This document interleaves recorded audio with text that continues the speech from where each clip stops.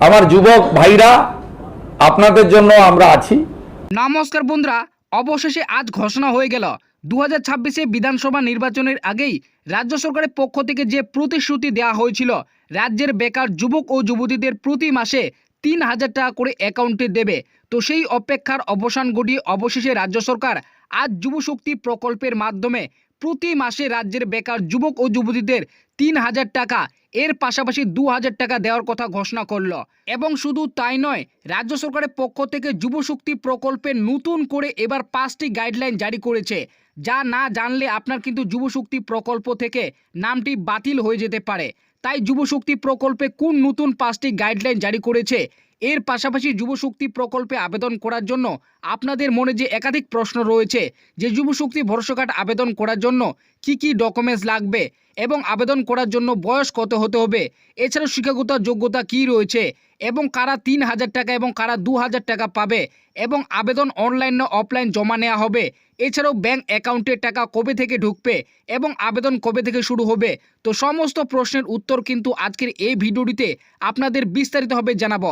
তাই এই ভিডিওটিকে একটু স্কিপ না করে প্রথম থেকে শেষ পর্যন্ত দেখবেন এবং চ্যানেলটিতে নতুন দর্শক হয়ে থাকলে অবশ্যই চ্যানেলকে সাবস্ক্রাইব করে পাশে থাকা বেল নোটিফিকেশনটি অন করে রাখবেন। তো এখানে প্রথমেই বলা হয়েছে বেকাররা প্রতি মাসে পাবে 3,000 টাকা যুবশক্তি ভরসা কাটে। ভোটের জেতার আগে বিজেপির প্রতিশ্রুতি ছিল যে তারা যদি সরকার গঠন করে মহিলাদের অন্নপূর্ণা যোজনায় 3,000 টাকা এবং বেকার যুবক ও যুবতীদের যুবশক্তি প্রকল্পে 3,000 টাকা করে দেওয়া হবে। তবে সরকার গঠনের পরে অন্নপূর্ণা যোজনা 1 জুন থেকে মহিলাদের অ্যাকাউন্টে 3,000 টাকা দেওয়া শুরু করেছে। তবে রাজ্যের বেকার যুবক ও যুবতীদের মনে একটাই প্রশ্ন ছিল যে যুবসাথী প্রকল্পের পরিবর্তে যে যুবশক্তি ভরসা কার্ড প্রকল্প চালু করার কথা ছিল সেটা কবে থেকে চালু হবে। তো সেই অপেক্ষার অবসান ঘটিয়ে অবশেষে রাজ্যের বাজেটের দিনেই রাজ্যের মুখ্যমন্ত্রী এছাড়াও রাজ্যের নতুন অর্থমন্ত্রী স্বপ্ন দাশগুপ্ত বেকার যুবক ও যুবতীদের প্রতি মাসে যুবশক্তি প্রকল্পে 3,000 এবং 2,000 টাকা করে দেওয়ার কথা ঘোষণা করেছে। তো আপনারা বুঝতেই পারলেন বিধানসভা নির্বাচনের আগেই যে রাজ্যের বিজেপি সরকারের পক্ষ থেকে যে প্রতিশ্রুতি দেওয়া হয়েছিল মহিলাদের অন্নপূর্ণা যোজনা এবং রাজ্যের বেকার যুবক ও যুবতীদের যুবশক্তি প্রকল্প চালু করা হবে এবং প্রতি মাসে 3,000 টাকা করে দেওয়া হবে। তো সেই প্রতিশ্রুতি অনুযায়ী অবশেষে রাজ্য সরকারের পক্ষ থেকে 1 জুন অন্নপূর্ণা যোজনা এবং যুবশক্তি প্রকল্প চালু করার ইতিমধ্যেই ঘোষণা করে দিয়েছে। শুধু তাই নয় যে 3,000 টাকা দেওয়ার কথা ঘোষণা করেছিল, এর পাশাপাশি যুবশক্তি প্রকল্পে 3,000 টাকা তো দেবেই, তার পাশাপাশি কিন্তু 2,000 টাকা করেও রাজ্যের বেকার যুবক ও যুবতীদের কিন্তু দেওয়া হবে। তো কারা 3,000 টাকা পাবে এবং কারা 2,000 টাকা পাবে সেটাও কিন্তু আপনাদের জানাবো। তো তারপর এখানে বলা হয়েছে যুবশক্তি ভরসা কার্ড আবেদন করার জন্য যে 5টি নতুন গাইডলাইন জারি করেছে সেগুলি হলো, তো নতুন যে 5টি গাইডলাইন জারি করেছে রাজ্য সরকারের পক্ষ থেকে তো সেগুলি কি সেটা কিন্তু এখানে বলেছে। তো 1 নম্বরে বলা হয়েছে ভারতবর্ষের নাগরিকের সাথে পশ্চিমবঙ্গের একজন স্থায়ী বাসিন্দা হতে হবে। তো আপনারা বুঝতেই পারলেন যুবশক্তি প্রকল্পে আবেদন করার জন্য ভারতবর্ষের নাগরিকের সাথে পশ্চিমবঙ্গের একজন স্থায়ী বাসিন্দা আপনাদের কিন্তু হতে হবে। তারপরে 2 নম্বরে বলেছে যুবশক্তি ভরসা কার্ডে আবেদন করার জন্য ভোটার কার্ড থাকা বাধ্যতামূলক, সেই সঙ্গে 2026 ভোটার লিস্টে নাম থাকা বাধ্যতামূলক।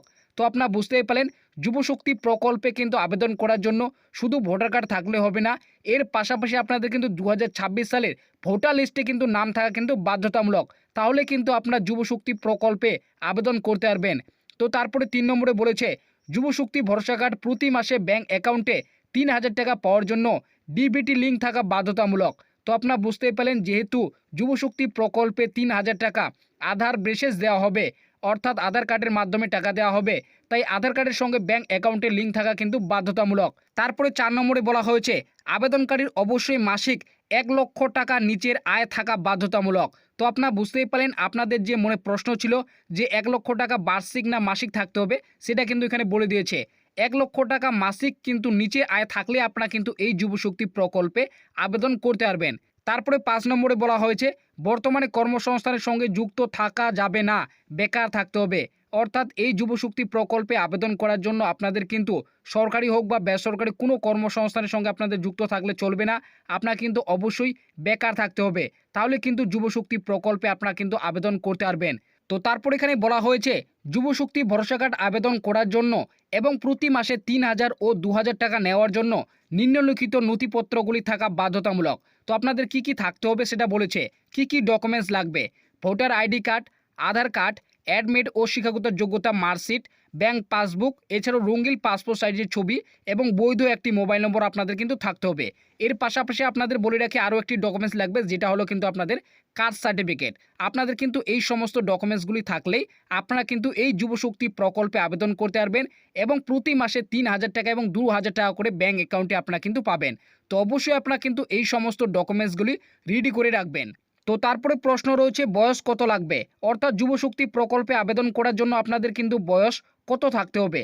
আবেদনকারীর বয়স 21 থেকে 45 বছরের মধ্যে থাকতে হবে। তো আপনারা বুঝতেই পারলেন 21 থেকে 45 বছরের মধ্যে যদি আপনার বয়স থাকে তাহলে কিন্তু আপনি যুবশক্তি প্রকল্পে আবেদন করতে পারবেন। আপনারা হয়তো জানেন যুবসাথী প্রকল্পে বয়স ছিল 21 থেকে 40, তবে সেই 5 বছর কিন্তু বাড়িয়ে বর্তমানে 21 থেকে 45 বছর কিন্তু এই যুবশক্তি প্রকল্পে করা হয়েছে। তারপরে রয়েছে শিক্ষাগত যোগ্যতা কি রয়েছে, অর্থাৎ শিক্ষাগত যোগ্যতা আপনাদের কত থাকতে হবে। এখানে বলেছে রাজ্যের বেকার যুবক ও যুবতীকে অবশ্যই মাধ্যমিক পাস এবং গ্র্যাজুয়েশন পাস থাকা কিন্তু বাধ্যতামূলক। তো আপনারা বুঝতেই পারলেন এই যুবশক্তি প্রকল্পে আবেদন করার জন্য ন্যূনতম কিন্তু আপনাদের মাধ্যমিক পাস এবং গ্র্যাজুয়েশন পাস কিন্তু থাকতে হবে, তবেই কিন্তু আপনারা আবেদন করতে পারবেন। তো তারপরে বলা হয়েছে কারা 3,000 টাকা এবং কারা 2,000 টাকা পাবে। তো আপনারা বুঝতেই পারলেন 3,000 এবং 2,000 টাকা দেওয়ার যে কথা ঘোষণা করেছে, তো কারা 3,000 টাকা পাবে এবং কারা 2,000 টাকা করে প্রতি মাসে পাবে সেটা কিন্তু বলেছে। রাজ্য সরকার ঘোষণা অনুযায়ী যে সকল বেকার যুবক ও যুবতীরা গ্র্যাজুয়েশন পাস করে থাকবে তারা প্রতি মাসে 3,000 টাকা করে পাবে এবং যারা মাধ্যমিক পাস বা মাধ্যমিক সমতুল্য পাস থাকবে তারা প্রতি মাসে 2,000 টাকা করে অ্যাকাউন্টে পাবে। তো আপনারা বুঝতেই পেলেন যারা গ্র্যাজুয়েশন পাস করে থাকবে তারা প্রতি মাসে 3,000 টাকা করে অ্যাকাউন্টে পাবে, আর যারা মাধ্যমিক পাস বা মাধ্যমিক সমতুল্য পাস থাকবে তারা কিন্তু 2,000 টাকা করে প্রতি মাসে ব্যাংক অ্যাকাউন্টে পাবে। অর্থাৎ যুবশক্তি প্রকল্পে আপনাদের কিন্তু প্রতি মাসে 3,000 ও 2,000 টাকা করে কিন্তু অ্যাকাউন্টে ঢুকবে। তারপরে বলা হয়েছে যুবশক্তি ভরসা কার্ডে আবেদন ফর্ম কোথায় পাওয়া যাবে। তো এখানে বলা হয়েছে এখনও পর্যন্ত অফিসিয়ালিভাবে আবেদন ফর্ম প্রকাশ করা হয়নি। তো তারপরে প্রশ্ন রয়েছে আবেদন অনলাইন না অফলাইন জমা নেওয়া হবে। তো এখানে বলা হয়েছে নবান্ন সূত্রে অনুযায়ী আবেদন অনলাইনের মাধ্যমে জমা দেওয়া যাবে, তবে অফলাইনের মাধ্যমে আবেদন প্রক্রিয়া থাকবে। তো আপনারা বুঝতেই পারলেন আবেদন আপনাদের কিন্তু অনলাইন বা অফলাইন দুটো পদ্ধতিতে কিন্তু জমা নেওয়া হবে। যেমন অন্নপূর্ণা ভান্ডার অফলাইন এবং অনলাইন দুটোতেই নেওয়া হয়েছে, ঠিক তেমনই কিন্তু যুবশক্তি প্রকল্পের আবেদন অনলাইন এবং অফলাইন দুটো পদ্ধতিতে থাকবে। তারপরে প্রশ্ন রয়েছে যুবশক্তি ভরসা কার্ডের টাকা কবে ঢুকবে, অর্থাৎ যে 2,000 এবং 3,000 টাকা দেওয়া হবে সেই টাকাটা কবে ঢুকবে। তো এখানে বলেছে রাজ্যের মুখ্যমন্ত্রী শুভেন্দু অধিকারী এছাড়াও রাজ্যের অর্থমন্ত্রী ঘোষণা অনুযায়ী যুবশক্তি প্রকল্পে 3,000 ও 2,000 টাকা আগামী অক্টোবর মাস থেকে ব্যাংক অ্যাকাউন্টে দেওয়া হবে। তো আপনারা বুঝতেই পেলেন রাজ্যের মুখ্যমন্ত্রী ও শুভেন্দু অধিকারী এছাড়াও রাজ্যের অর্থমন্ত্রী ঘোষণা অনুযায়ী যুবশক্তি প্রকল্পে যে 2,000 এবং 3,000 টাকা দেওয়ার কথা ঘোষণা করেছে সেটা কিন্তু অক্টোবর মাস থেকে রাজ্যের বেকার যুবক ও যুবতীদের কিন্তু ব্যাংক অ্যাকাউন্টে দেওয়া হবে।